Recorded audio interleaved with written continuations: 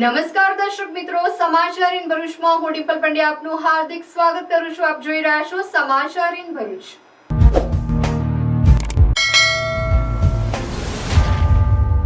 હવે નજર કરીએ આજના મુખ્ય સમાચાર પર.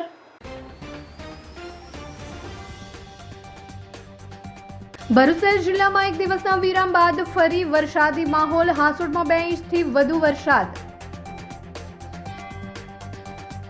કમોસમી વરસાદના કારણે ખેડૂતોના તૈયાર પાકને મોટું નુકસાન. સાંસદ મનસુખ વસાવાએ ચિંતા વ્યક્ત કરી સહાય માટે સરકારમાં રજૂઆત.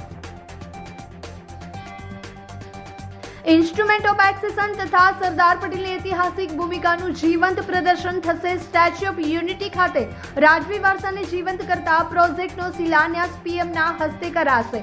ઓક્ટોબર 2027 સુધી તેનું નિર્માણ પૂર્ણ થવાનું અનુમાન.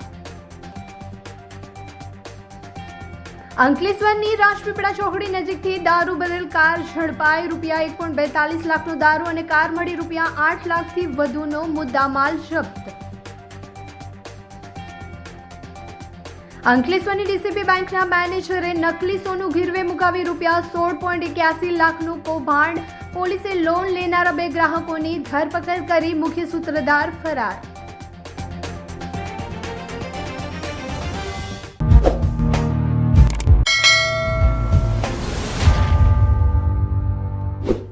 સમાચાર ઇન ભરૂચના પ્રાયોજક છે નવસર્જન Honda Bharuch. Narmada industries phase 1 GIDC near Narmada Nagar Bharuch. Bharuch શહેર જિલ્લામાં એક દિવસના વિરામ બાદ ફરી કમોસમી વરસાદ વરસતા ધરતીપુત્રોના લલાટે ચિંતાની રેખાઓ ઉપસી આવી છે. ગુરુવારની સવારથી જ આકાશમાં વાદળો છવાયેલા રહ્યા હતા અને ધીમે ધીમે વરસાદ શરૂ થયો હતો, જેના કારણે વાતાવરણમાં ઠંડક પ્રસરી હતી. ભરૂચ જિલ્લાના નેત્રંગ સિવાય 8 તાલુકામાં વત્તા ઓછા અંશે વરસાદ વરસ્યો હતો. બપોરના 2 વાગ્યા સુધીમાં હાંસોટમાં સૌથી વધુ 56 મિલીમીટર વરસાદ વરસ્યો હતો, જ્યારે આમોદ, જંબુસર, ઝઘડિયામાં 2 મિલીમીટર વરસાદ વરસ્યો હતો અને અંકલેશ્વર, વાલિયામાં પણ 3 મિલીમીટર, ભરૂચમાં 6 મિલીમીટર અને વાગરામાં 7 મિલીમીટર વરસાદ નોંધાયો હતો. જોકે કમોસમી વરસાદ ખેડૂતો માટે ચિંતાનો વિષય બન્યો છે. ભરૂચ જિલ્લામાં કપાસ અને ડાંગર સહિતના ઊભા પાકોને વરસાદથી વ્યાપક નુકસાન થવાની ભીતિ સેવાઈ રહી છે. કેટલાક વિસ્તારોમાં કપાસની ગુણવત્તા પર અસર થઈ છે અને જેના પગલે જગતના તાતને રડવાનો વારો આવ્યો છે.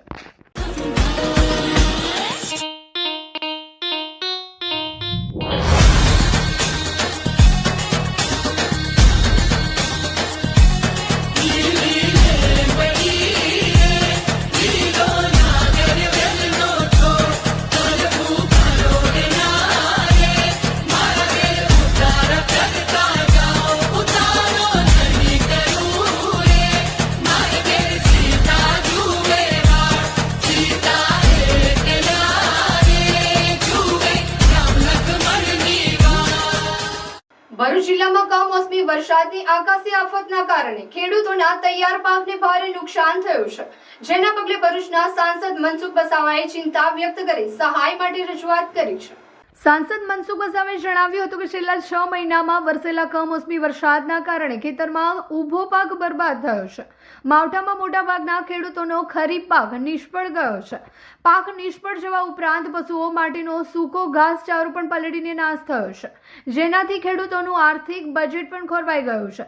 જો કે સરકાર આ બાબતે ગંભીર છે, ત્યારે ખેડૂતોને કમોસમી વરસાદથી થયેલા પાક નુકસાન સામે યોગ્ય સહાય મળે તે માટે સરકાર સમક્ષ રજૂઆત કરવામાં આવી હોવાનું સાંસદ મનસુખ વસાવાએ જણાવ્યું હતું. અત્રે ઉલ્લેખનીય છે કે કમોસમી વરસાદના કારણે ખેડૂતોની હાલત દયાજનક બની છે, ત્યારે હવે રાજ્ય સરકાર વહેલી તકે સર્વે કરાવી યોગ્ય વળતર ચૂકવે તેવી અસરગ્રસ્ત ખેડૂતો આશા રાખીને બેઠા છે. આજે ખેડૂત આજે રડે છે તો આ કુદરતી આફત છે, અમે સમજી શકીએ છીએ, છતાં પણ અમે સરકારમાં રજૂઆત કરી છે અને સરકાર આવા સમયે ખેડૂતને મદદરૂપ થાય એ બહુ મોટો આશીર્વાદરૂપ છે. ચારે બાજુથી આબ ફાટે છે એવી સ્થિતિ છે.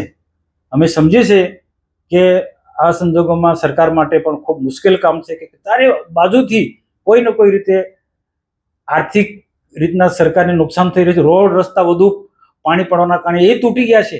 યા 2-4-5 દિવસ, 10 દિવસ પછી જ્યારે વરસાદ ખુલશે ત્યારે ખબર પડશે કે ડામરના પાણીનો વેર હોય છે.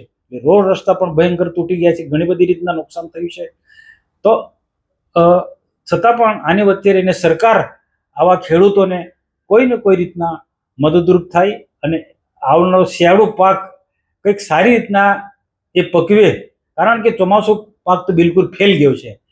હવે એક માત્ર ઉપાય છે, એક વિકલ્પ છે કે શિયાળુ પાકમાં હમણાંની જે ખેતી સાફસૂફ કરીને શિયાળુ પાક કરે, શિયાળુ પાકમાં જે પણ કંઈક ઘઉં કરતા હોય, તુવેર કરતા હોય કે પછી બાજરી કરતા હોય કે જુવાર કરતા હોય કે જે બી પાક ડાંગર તો થવાનો નથી, પણ શિયાળુ પાકમાં જે પકવતા હોય એ શિયાળુ પાક એક ખેડૂતો પકવી શકે, તો એમાં સરકાર થોડો મદદરૂપ થાય તો ખેડૂત બચી શકે છે. અરે કેમ શું થયું? તારા મોઢા પર કેમ 12 વાગ્યા છે? અરે જવા દે ને, કેટલી મહેનત કરીને મમ્મી માટે ડિનર સેટ લાવી અને મમ્મી કહે કે નકરું પ્લાસ્ટિક લઈને આવી છે, હવે એક્સચેન્જ કરાવીને સ્ટીલનું ડિનર સેટ લાવવા કહે છે. હા તો એમાં શું થયું? સ્ટીલનું લઈ આવો. અરે જવા દે ને, ક્યાંથી સ્ટીલનું લાવું? આજકાલ સ્ટીલના વાસણો ક્યાં સારા મળે છે? કાં તો એ કટાઈ જાય, ફાટી જાય કે છેલ્લે કઈ નહીં તો વળી જાય. હવે સ્ટીલના વાસણો નહીં ફાટે, વળે કે નહીં કટાય. ભરૂચમાં સ્ટીલની કોઈ પણ વસ્તુ ખરીદવી હોય તો ભરોસો માત્ર એક જ સ્થળ, વર્ષોથી વિશ્વાસપાત્ર નર્મદા ઇન્ડસ્ટ્રીઝ. વાવ, આ તો બહુ હેવી અને સારી ક્વોલિટીનું સ્ટીલ લાગે છે. પણ આ બધી વસ્તુઓ પર ડિસ્કાઉન્ટ મળશે ખરું? અરે આ બધી વસ્તુ તને હોલસેલ ભાવમાં મળી જશે. ભરૂચના બધા હોટેલ્સ વાળા, કેટરિંગ વાળા બધા અહીંથી જ વાસણો ખરીદે છે. માત્ર ભરૂચમાં જ નહીં પણ વિદેશમાં પણ નર્મદા ઇન્ડસ્ટ્રીના ટ્રાય-પ્લાય વાસણોની ખૂબ જ માંગ છે. એટલે જ વિદેશમાં રહેતા લોકો વાસણો ખરીદવા માટે નર્મદા ઇન્ડસ્ટ્રીને જ પસંદ કરે છે. તો અમે તમારી શોપિંગ કરી લીધી છે. તમે ક્યારે આવી રહ્યા છો? Narmada industry, phase 1, JITC, near Narmada Nagar, Bharuch. For more information call on the given number. રાષ્ટ્રીય એકતા દિવસની ઉજવણીના અવસરે વડાપ્રધાન નરેન્દ્ર મોદી 31મી ઓક્ટોબરે નર્મદા જિલ્લાના એકતાનગર ખાતે મુલાકાતે આવશે અને અનેક વિકાસ પ્રોજેક્ટ સાથે museum of royal kingdom of ઇન્ડિયાનો શિલાન્યાસ કરશે. આ મ્યુઝિયમ ભારતના ભૂતપૂર્વ રાજવંશી રાજ્યોની વૈભવી સંસ્કૃતિ, સમૃદ્ધ વારસો અને ભારતના એકીકરણમાં સરદાર વલ્લભભાઈ પટેલના યોગદાનને ઉજવવા માટે નિર્માણ પામશે. લીંબડી ગામ નજીક 5.5 એકર વિસ્તારમાં ફેલાયેલું આ મ્યુઝિયમ ₹367.25 કરોડના ખર્ચે વિશ્વસ્તરીય ધોરણે તૈયાર થવાનું છે. ઓક્ટોબર 2027 સુધી તેનું નિર્માણ પૂર્ણ થવાનું અનુમાન છે. મ્યુઝિયમમાં ભારતના રાજવી રાજ્યોના જીવન, સંસ્કૃતિ અને યોગદાનને ઉજાગર કરવામાં આવશે. શરૂઆતની ગેલેરીઓમાં સામાજિક, શૈક્ષણિક, આર્થિક અને ઢાંચાગત વિકાસમાં તેમનું યોગદાન તેમજ રાષ્ટ્રવાદના ઉદયને દર્શાવાશે. પછીની ગેલેરીઓમાં ભારતના એકીકરણ, ઇન્સ્ટ્રુમેન્ટ ઓફ એક્સેશન તથા સરદાર વલ્લભભાઈ પટેલની ઐતિહાસિક ભૂમિકાનું જીવંત પ્રદર્શન થશે. હોલ ઓફ યુનિટી વિભાગમાં 562 રાજવી રાજ્યોના ધ્વજ, ચિહ્નો અને રાજમુદ્રાઓ પ્રદર્શિત થશે. તે ભારતના એકીકરણની વાર્તાને જીવંત બનાવશે. મ્યુઝિયમમાં ઇન્ટરેક્ટિવ ડિજિટલ ટેકનોલોજીનો ઉપયોગ કરવામાં આવશે, જેમાં LED સ્ક્રીનો, ટચ સ્ક્રીન, VR અને પેનોરામિક પ્રોજેક્શન જેવી સુવિધાઓ મળશે. ભવનના આર્કિટેક્ચરલ ડિઝાઇનમાં ગ્રીન બિલ્ડિંગ ધોરણો, સોલાર લાઇટિંગ, ઓછી કાર્બન સામગ્રી અને ઉર્જા સક્ષમ સિસ્ટમોનો સમાવેશ કરવામાં આવ્યો છે. વર્કશોપ, સ્મારક દુકાન, થીમેટિક કેફે અને બાળકો માટેના વિભાગ જેવી સુવિધાઓ પણ અહીં ઉપલબ્ધ રહેશે. સરદાર સાહેબની જન્મજયંતિ અને રાષ્ટ્રીય એકતા દિવસના પાવન અવસરે વડાપ્રધાન દ્વારા થનારા મ્યુઝિયમ પ્રોજેક્ટની શરૂઆત એકતાનગર વિકાસમાં નવો અધ્યાય લખશે. આ મ્યુઝિયમ માત્ર રાજવી વારસાનું સંવર્ધન જ નહીં કરે, પરંતુ ભારતના એકીકરણની અમર વાર્તાને નવી પેઢી સુધી પહોંચાડવાનું પ્રેરણા સ્ત્રોત બની રહેશે. Super store, big on fresh, low on price. કરિયાણાથી માંડીને ઘર વપરાશની તમામ વસ્તુઓ, ઠંડા પીણા એન્ડ આઈસ્ક્રીમ મળશે.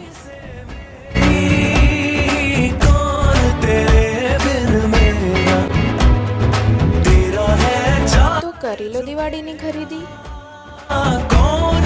એડ્રેસ: આરકે તુલસીધામ અને વિશ્વનાથ ટાઉનશીપની સામે, તુલસીધામ શાક માર્કેટ, જાડેશ્વર રોડ, ભરૂચ. क्या आपके बच्चे की मीठी मुस्कान को कैविटी से खतरा है? समय पर सही दंत देखभाल न होने पर दांतों की समस्याएं और बढ़ सकती हैं। समर्पण चाइल्ड डेंटल केयर, जहां बच्चों की मुस्कान को मिलती है सुरक्षित देखभाल। यहां मिलती है आधुनिक तकनीक, आरामदायक माहौल और प्यार भरी देखभाल। आपके बच्चे की हर मुस्कान है अनमोल, तो दीजिए उसे सही सुरक्षा सिर्फ समर्पण चाइल्ड डेंटल केयर पर। समर्पण चाइल्ड डेंटल केयर, हर बच्चे की प्यारी मुस्कान का भरोसा। यहाँ पर डॉक्टर अपेक्षा द्वारा हर छोटे से छोटे दांत की परेशानी का हल मिलता है, प्यार और प्रोफेशनल तरीके से। Address: Sundaram residency, near Jyoti Nagar water tank, Jhadeshwar road, Bharuch. Appointment के लिए स्क्रीन पे दिए गए नंबर पर कॉल कीजिए। ભરૂચ એલસીબી પોલીસે કારમાં લઈ જવાતો સુરતના બુટલેગરના દારૂ સાથે રાજપીપળા ચોકડી પરથી કાર સાથે સુરતના ઈસમને ઝડપી પાડી રૂપિયા 1.42 લાખનો દારૂ અને કાર મોબાઈલ મળી રૂપિયા 8.47 લાખનો મુદ્દામાલ જપ્ત કર્યો છે। ભરૂચ એલસીબીની ટીમ અંકલેશ્વર વિસ્તારમાં પેટ્રોલિંગમાં હતી તે દરમિયાન મળેલી બાતમીના આધારે અંકલેશ્વર રાજપીપળા ચોકડી બ્રિજના દક્ષિણ છેડા પર સુરત જતા સર્વિસ રોડ પાસે દારૂ ભરેલી કાર પસાર થવાની છે, જે માહિતીના આધારે પોલીસે વોચ ગોઠવી હતી, જ્યાં બાતમી મુજબની કાર નજરે પડતા પોલીસે તેને આંતરી તલાસી લેતા અંદરથી બિયરના 22 બોક્સમાં 528 નંગ તેમજ છૂટક 264 ટીન મળી આવ્યા હતા। પોલીસે રૂપિયા 1.42 લાખનો દારૂ તેમજ કાર અને મોબાઈલ મળી કુલ રૂપિયા 8.47 લાખના રૂપિયાનો મુદ્દામાલ કબજે કર્યો છે।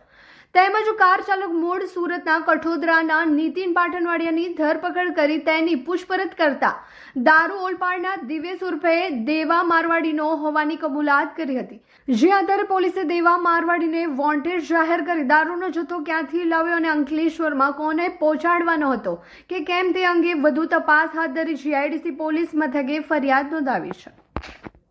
ચાલો જઈએ ન્યૂ ભારત ઉત્સવ એક્સપો 2025 પર, જ્યાં આપણને મળશે ઘર સંસારની કોઈ પણ વસ્તુ ફક્ત 20 રૂપિયાથી શરૂ। દિવાળીની ખરીદી અમારી સાથે કરો। પૂર્વથી પશ્ચિમ, ઉત્તરથી દક્ષિણ સુધીની ભારતભરની તમામ કલાત્મક હેન્ડલૂમ, હેન્ડીક્રાફ્ટ સાથે ગૃહ ઉપયોગી વસ્તુઓનો ખજાનો એક જ જગ્યાએ। ખાદી શર્ટ અને કુર્તી, ફેન્સી ચપ્પલ અને જયપુરી મોજડી, ભદોઈ કાર્પેટ, સહારનપુરના ફર્નિચર, રમકડા તથા સ્ટેશનરી આઇટમ, જયપુરી કુર્તી અને ટોપ, લખનવી કુર્તી, કાશ્મીરી કુર્તી, કલકત્તા સાડી, કાનપુરની leather bag and belt, fancy jewellery, cosmetic, ખુરજાની પ્રખ્યાત crockery, gents shirt and T shirt, ખાણીપીણી માટે વિભિન્ન સ્ટોલ્સ, લાઈવ ટી શર્ટ અને મગ પ્રિન્ટિંગ। ટૂંક સમય માટે જ એન્ટ્રી અને પાર્કિંગ ફ્રી રહેશે, તો રાહ શાને જુઓ છો? એક મુલાકાત અવશ્ય કરો। સમય સવારે 10 થી રાત્રે 10 સુધી। ઓપન ગ્રાઉન્ડ, હરિહર કોમ્પ્લેક્સની બાજુમાં, જાડેશ્વર રોડ, ભરૂચ। અંકલેશ્વરની ડીસીબી બેંકમાં નકલી સોનાના દાગીના પર લોન આપવાના કૌભાંડનો પર્દાફાશ થયો છે। બેંકના મેનેજરે નકલી સોનું મુકાવી રૂપિયા 16.81 લાખની લોન મંજૂર કરનાર તેમજ લોન લેનાર બે ઇસમ સામે ફરિયાદ નોંધાતા પોલીસે 2 આરોપીની ધરપકડ કરી છે। અંકલેશ્વર જીઆઈડીસી ડેપો સામે અનમોલ પ્લાઝામાં આવેલી ડીસીબી બેંકના ગોલ્ડ લોન મેનેજર અલય વસાવાએ પોતાની સત્તાનો દુરુપયોગ કર્યો હતો। તેણે રાજપીપળા રોડ પર સારંગપુર ગામના યોગેશ્વર નગરમાં રહેતા રતન કશોટિયા અને વિશાલ પઢિયાર સાથે મળીને આ ગુનો આચર્યો હતો। મેનેજરે બંને પાસેથી બેંકમાં નકલી સોનું મુકાવી રૂપિયા 16.81 લાખની લોન મંજૂર કરી હતી।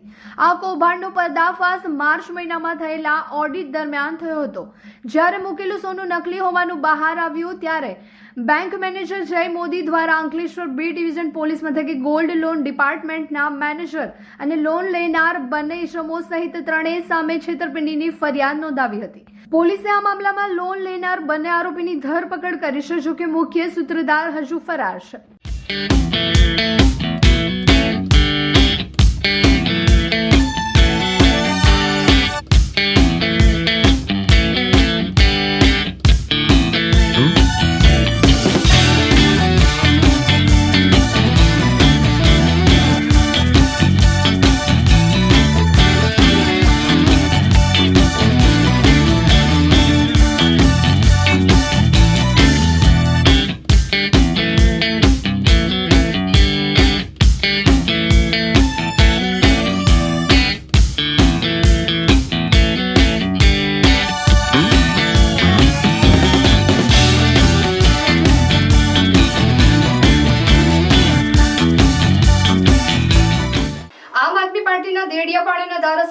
ચૈતર વસાવા અને વિસાવદરના ધારાસભ્ય ગોપાલ ઇટાલિયા ગુજરાતના ચૂંટણી કમિશન દ્વારા આયોજિત મીટિંગમાં ઉપસ્થિત રહી જરૂરી માહિતી મેળવવા સાથે પ્રશ્નો પણ કર્યા હતા.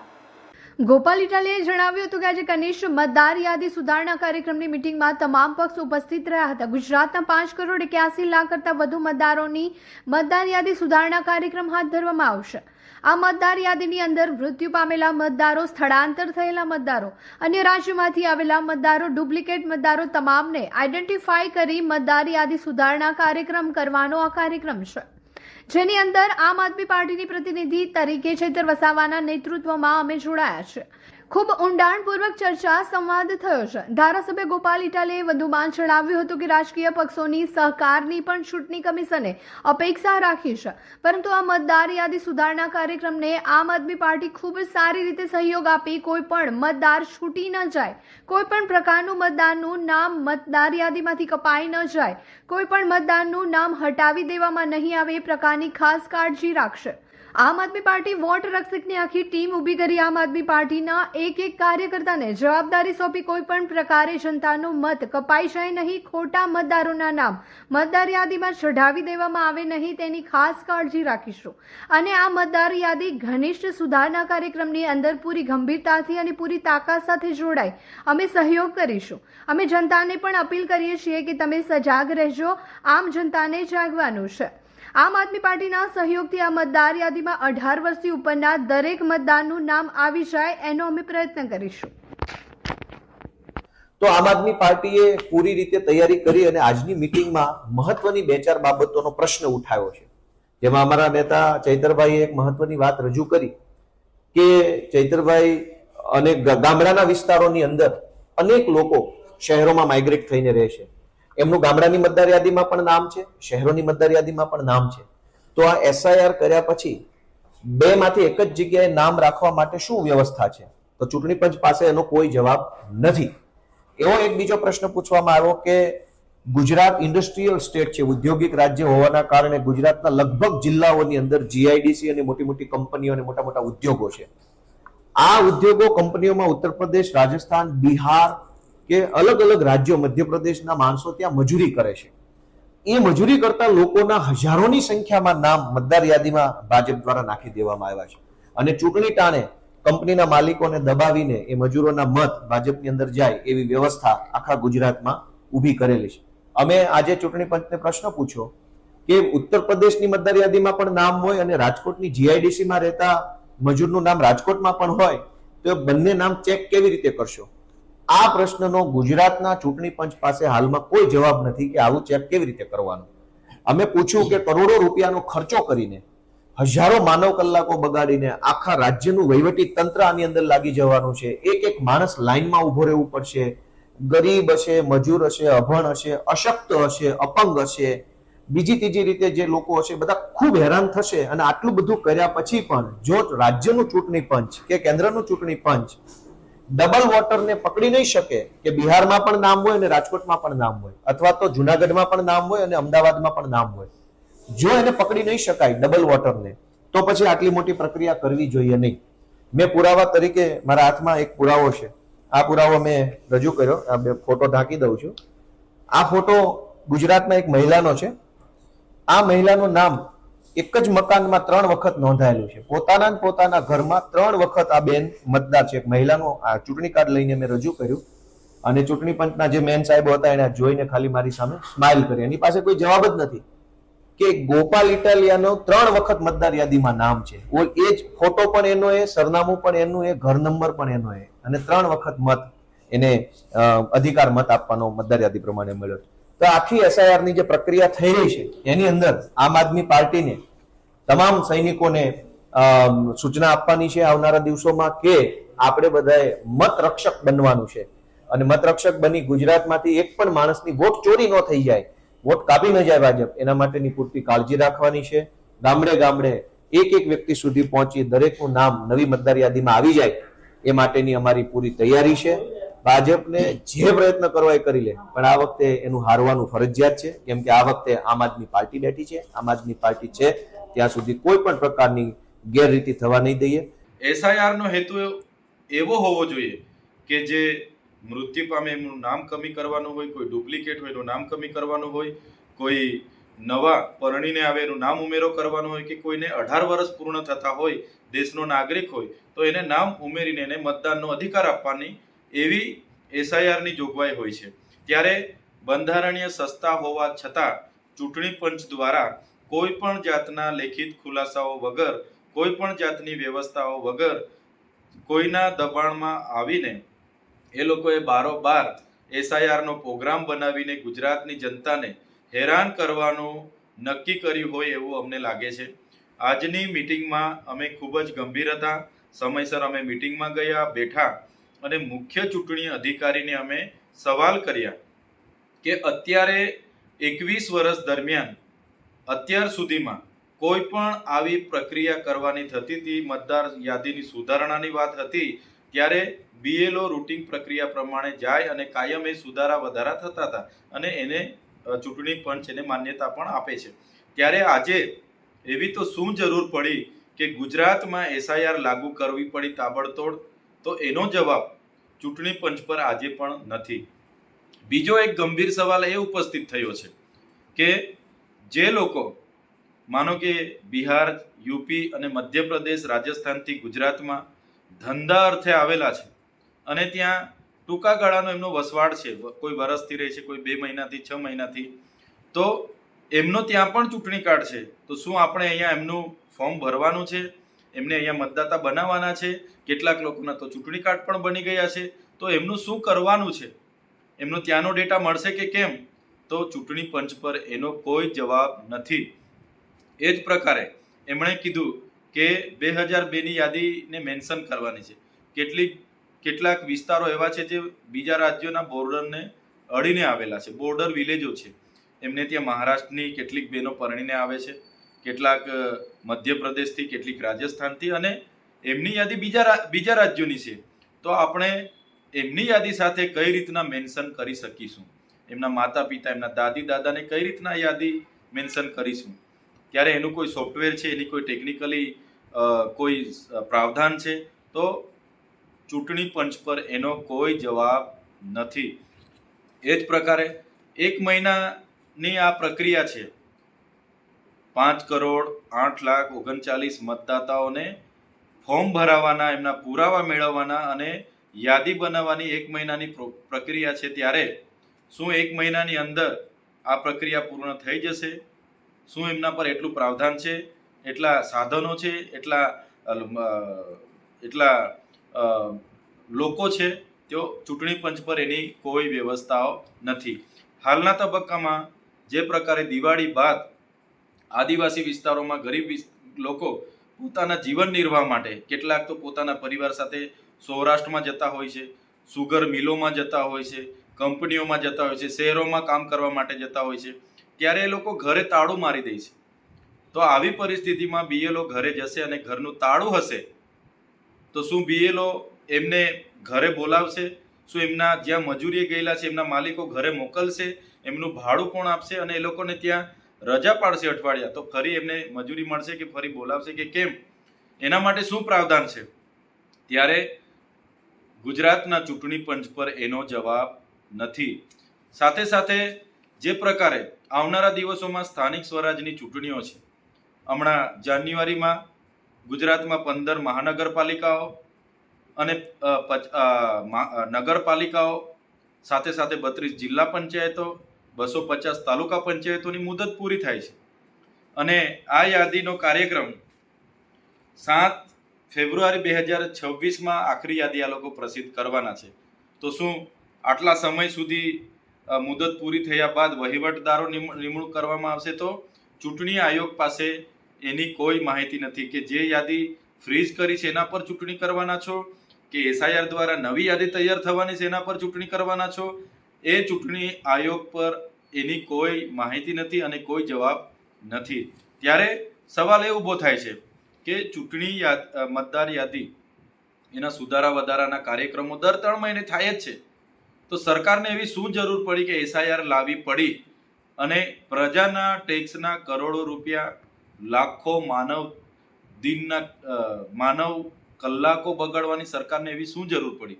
એટલે હું તો આજની મિટિંગમાં અમારા ઘણા સવાલો હતા, અમે લગભગ 1.5 થી 2 કલાક ચર્ચા કરી, પણ ચૂંટણી પંચ પર ક્યાંય ગંભીરતા નથી ને એમની પાસે કોઈ જવાબ નથી. બસ BLO કરી લેશે, BLO કરી લેશે. BLO કોણ છે? BLO શિક્ષક છે, તો શિક્ષક તરીકે એમણે ભણાવવાનું બી છે. કઈ પ્રકારે BLO આખી કામગીરી મહિનામાં પૂર્ણ કરશે ભાઈ?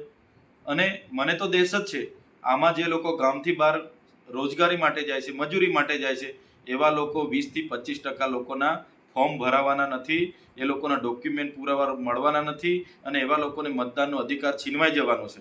ત્યારે બાબા સાહેબે બંધારણમાં આપેલો એક મત કરવાનો અધિકાર આ SIR થી છીનવાશે એવી મને પૂરી દહેશત છે. 20 થી 25% લોકો મતદાન અધિકાર ખોઈ બેસે એની પૂરી દહેશત છે. ત્યારે અમે ચૂંટણી પંચને વિનંતી કરીએ છીએ કે જે SIR લાગુ કરવાની એમની જે વાત છે, એના પહેલા એમણે પૂરતું માનવ વ્યવસ્થા, યંત્ર સાધનોની વ્યવસ્થા અને પૂરી ટેકનોલોજીની વ્યવસ્થા કરવી જોઈએ. જે ડુપ્લિકેટ વોટરો છે, બીજા રાજ્યોના પણ GIDCમાં ડુપ્લિકેટ મતદાનો થાય છે, એવા લોકોને શોધીને એમને બહાર કાઢવા જોઈએ. જે મૃત્યુ પામે એમના કમી કરવા જોઈએ, અને નવા 18 વર્ષના જે લોકો મતદાતાઓ બને છે એમને ઉમેરો કરવા સિવાય બીજી કોઈ પ્રવૃત્તિ કરવી ના જોઈએ. અને ખોટા 5,08,39,000 લોકોને આમાં હેરાન નહીં કરવા જોઈએ એવી મારી સરકારને સ્પષ્ટ વિનંતી છે. આવનારા દિવસોમાં તમામ વિસ્તારોમાં બધા જ લોકોને આ બાબતે હું ધ્યાન દોરવા માંગુ છું.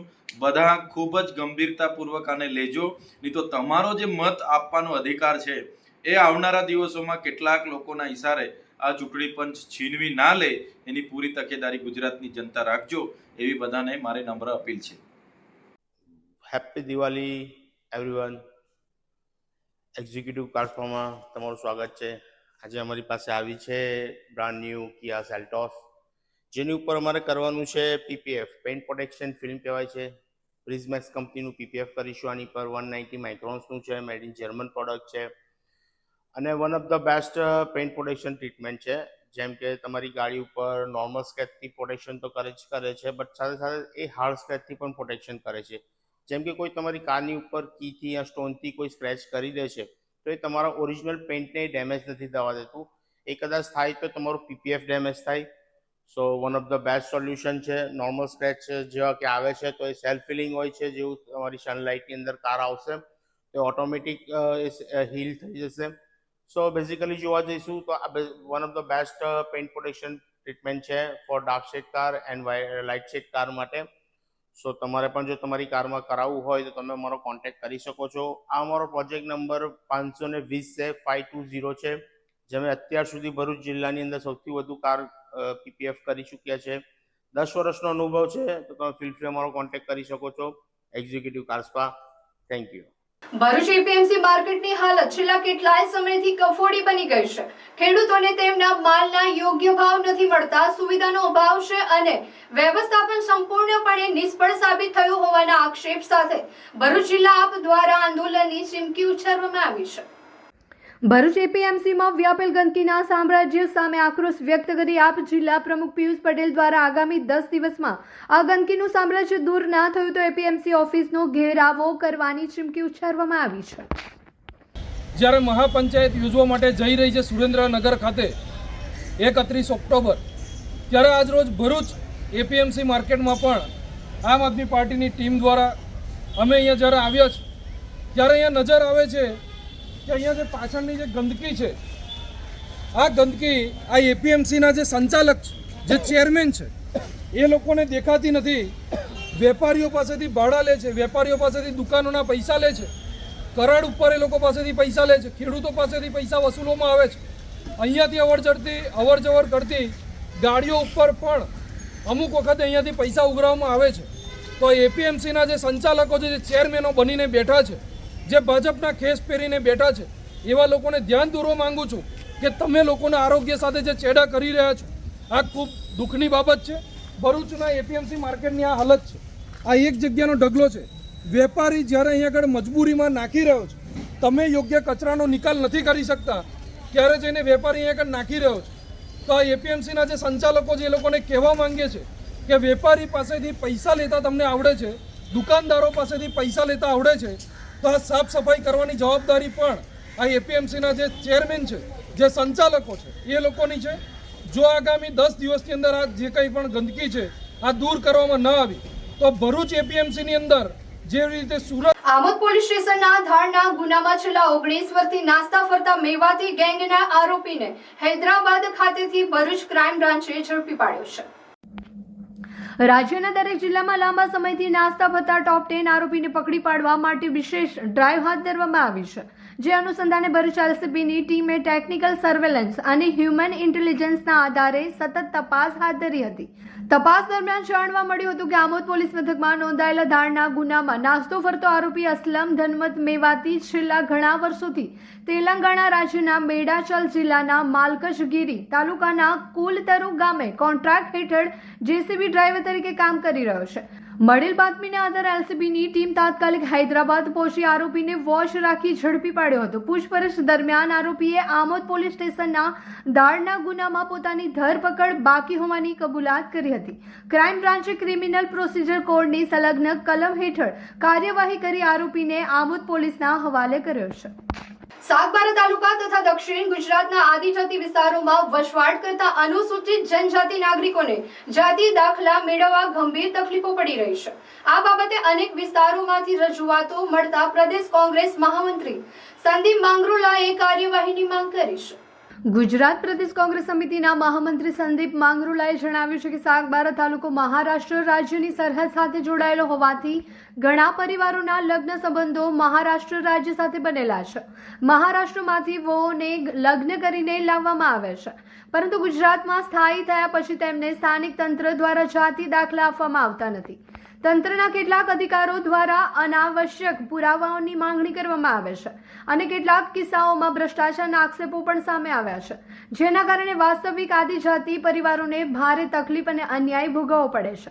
આ મુદ્દે સંદીપ માંગરોલા દ્વારા રાજ્યના મુખ્ય પ્રધાન તથા આદિજાતિ વિકાસ વિભાગના સચિવને લેખિત રજૂઆત કરવામાં આવી છે. તેમણે રાજ્ય સરકારને વિનંતી કરી છે કે તાત્કાલિક તપાસ કરીને સ્પષ્ટ માર્ગદર્શિકા બહાર પાડવામાં આવે, જેથી વાસ્તવિક આદિજાતિ પરિવારોને ન્યાય મળે અને બિનજરૂરી ભ્રષ્ટાચાર અટકાવી શકાય. તેમણે સાથે રાજ્ય સરકારે સાગબારા તથા આજુબાજુના ભરૂચ, સુરત, વડોદરા જિલ્લાના અન્ય તાલુકાઓ માટે વિશેષ તપાસ સમિતિ રચના કરીને આવા કેસોમાં તાત્કાલિક કાર્યવાહી કરવા માટે આગ્રહ કર્યો છે. આ મુદ્દે સરકારનું તાત્કાલિક ધ્યાન જઈ સમાજને રાહત મળે તેવો આશાવાદ વ્યક્ત કર્યો છે. દક્ષિણ ગુજરાતના આદિવાસી સમાજના લોકોને ખૂબ મોટો જાતિના દાખલા અંગે અન્યાય થઈ રહેલો છે. સરકારી કચેરીની અંદર આદિવાસીના જાતિ અંગેના દાખલા અંગે ધર્મ ધક્કા ખાવા પડે છે. બિનજરૂરી પુરાવાઓની માગણી અધિકારીઓ દ્વારા કરવામાં આવે છે અને એના કારણે સામાન્ય આદિવાસી ગરીબ પરિવાર એ દાખલાથી વંચિત રહી જાય છે અને એને નોકરીઓની અંદર, શિક્ષણની અંદર, આરોગ્યની અંદર અનેક જગ્યાઓ ઉપર એને ખૂબ તકલીફો પડી રહેલી હોવાની ફરિયાદો ઉઠી રહેલી છે.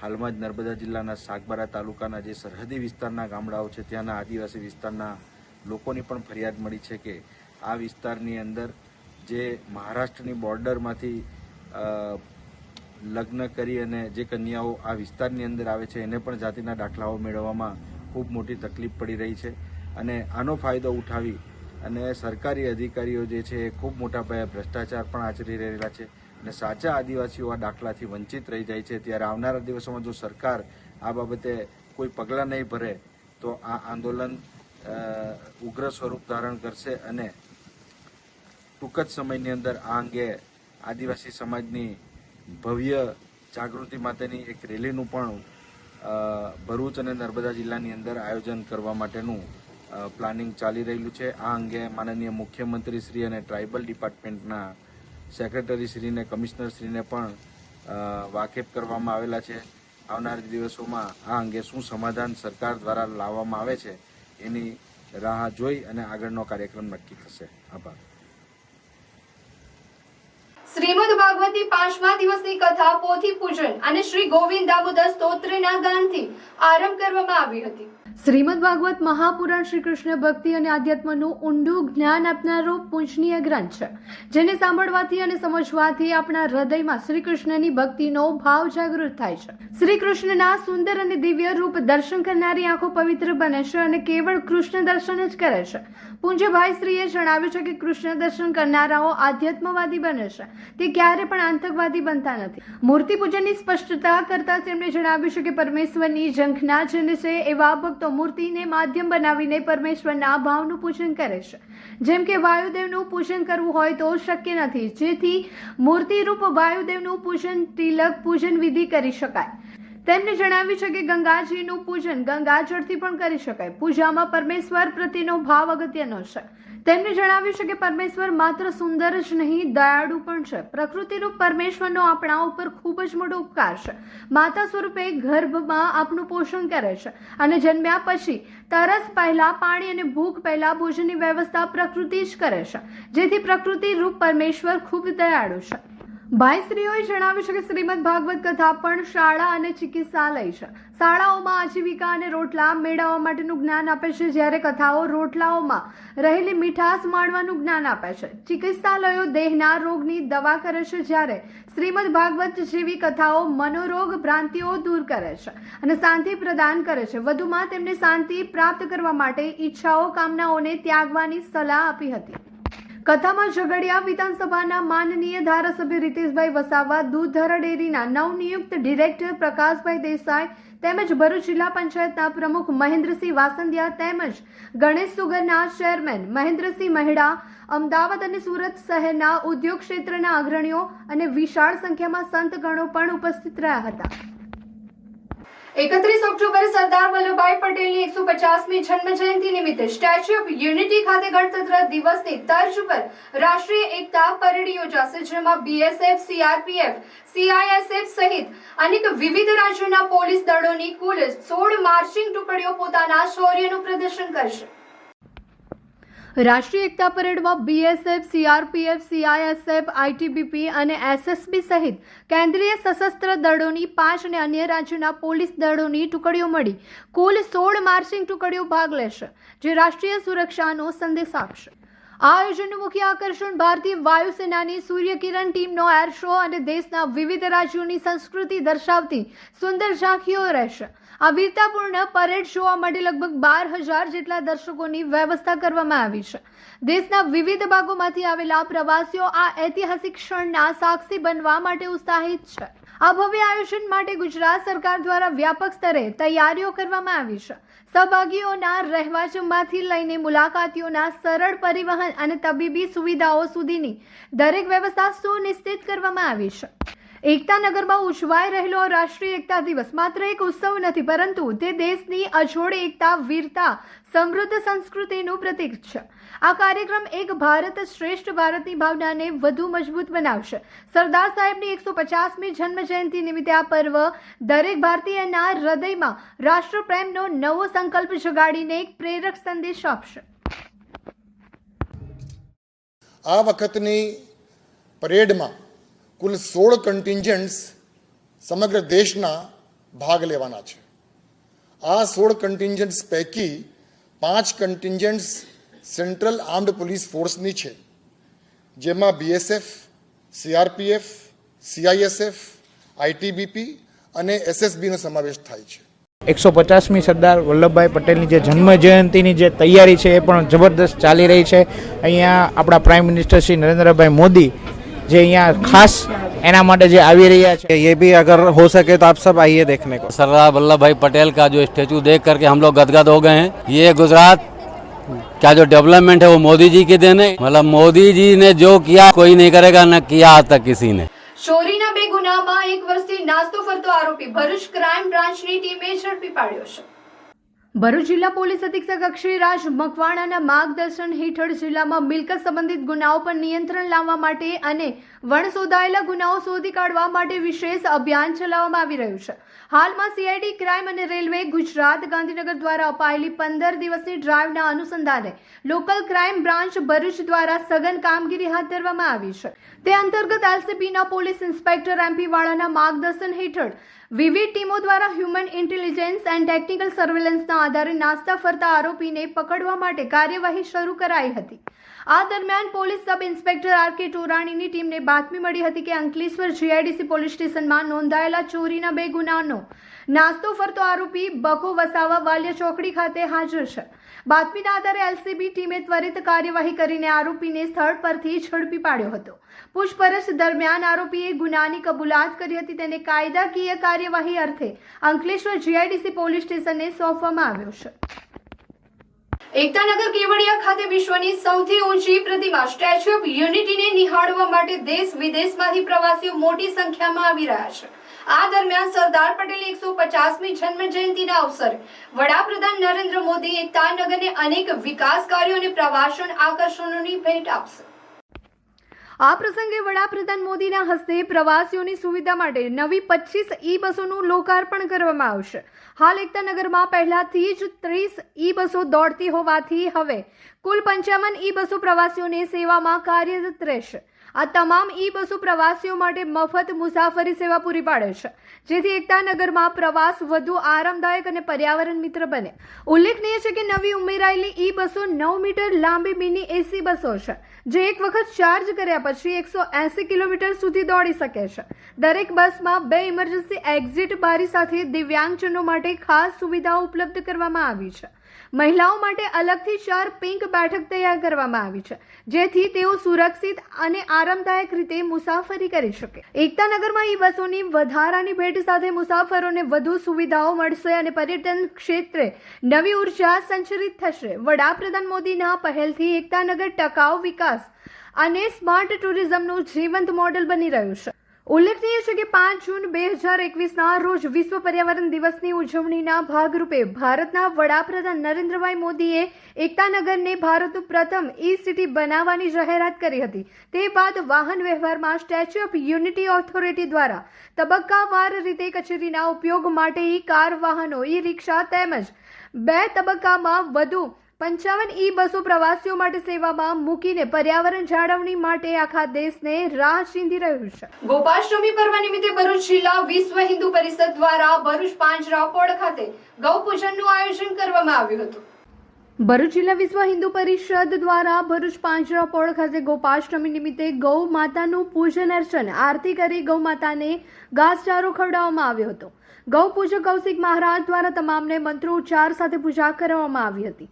આ પ્રસંગે વિશ્વ હિન્દુ પરિષદના જિલ્લા અધ્યક્ષ હેમંતભાઈ જાદવ, મંત્રી રાહુલભાઈ પટેલ, બજરંગ દળના કિશનભાઈ વાઘેલા, ધર્મેશભાઈ પટેલ, મનોજભાઈ હરિયાણી, મનીષભાઈ પટેલ, વીરેનભાઈ રામજીવાલા, સામાજિક અગ્રણી સુરેશભાઈ આહિર, વૈશાલીબેન જાદવ, પાંજરાપોળના managing director trustee Bipinbhai Bhatt, trustee Mahendrabhai Kansara સહિત અન્ય અગ્રણીઓ ઉપસ્થિત રહ્યા હતા. સરદાર પટેલની જન્મજયંતિ નિમિત્તે 31 ઓક્ટોબરના રોજ સમગ્ર દેશમાં રાષ્ટ્રીય એકતા દિવસની ઉજવણી કરવામાં આવે છે. આ અંતર્ગત ભરૂચ જિલ્લા પોલીસ હેડક્વાર્ટર ખાતે રાષ્ટ્રીય શપથ ગ્રહણ કાર્યક્રમ યોજાયો હતો. આ પ્રસંગે જિલ્લા પોલીસ અધિક્ષક અક્ષયરાજ મકવાણાએ ઉપસ્થિત તમામ પોલીસ અધિકારીઓ અને જવાનોને રાષ્ટ્રીય એકતા શપથ લેવડાવ્યા હતા. તેમને રાષ્ટ્રીય એકતા, અખંડતા અને સુરક્ષા જાળવવા માટે પ્રતિબદ્ધ રહેવાની પ્રતિજ્ઞા લીધી હતી. આ ઉજવણીમાં જિલ્લા પોલીસ કચેરીના તમામ વિભાગોના અધિકારીઓ, સ્ટાફ અને મહિલા પોલીસ કર્મચારીઓ ઉપસ્થિત રહ્યા હતા.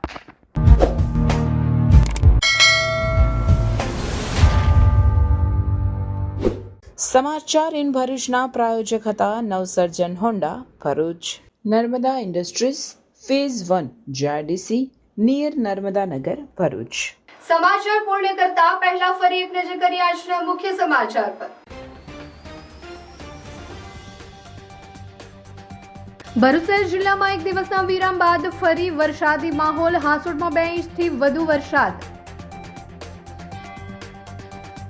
કમોસમી વરસાદના કારણે ખેડૂતોના તૈયાર પાકને મોટું નુકસાન. સાંસદ મનસુખ વસાવાએ ચિંતા વ્યક્ત કરી સહાય માટે સરકારમાં રજૂઆત.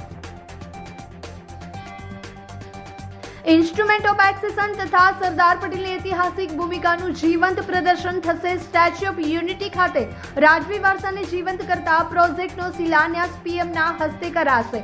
ઓક્ટોબર 2027 સુધી તેનું નિર્માણ પૂર્ણ થવાનું અનુમાન. અંકલેશ્વરની રાજપીપળા ચોકડી નજીકથી દારૂ ભરેલ કાર ઝડપાઈ. ₹1.42 લાખનો દારૂ અને કાર મળી ₹8 લાખથી વધુનો મુદ્દામાલ જપ્ત.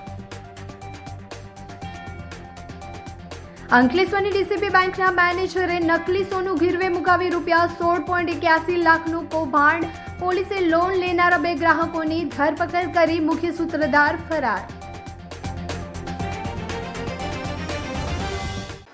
આજના સમાચાર. આવતીકાલે નવા સમાચારો લઈને આપના સમક્ષ પુનઃ ઉપસ્થિત થઈશું. ત્યાં સુધી સમાચાર ભરૂચની ટીમને રજા આપશો. નમસ્કાર.